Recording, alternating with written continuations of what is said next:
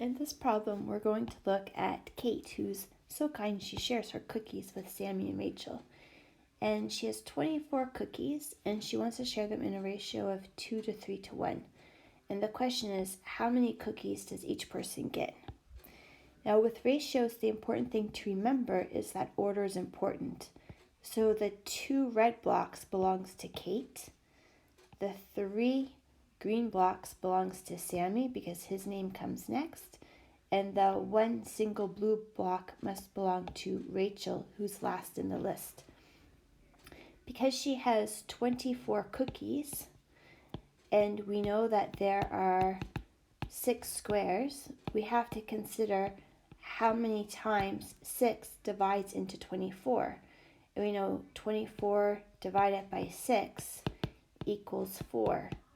That tells us that each of these blocks is equal to 4. And that means that Kate, the red blocks, now has 8 cookies. Sammy was lucky and got 12 cookies, whereas Rachel only has 4 cookies.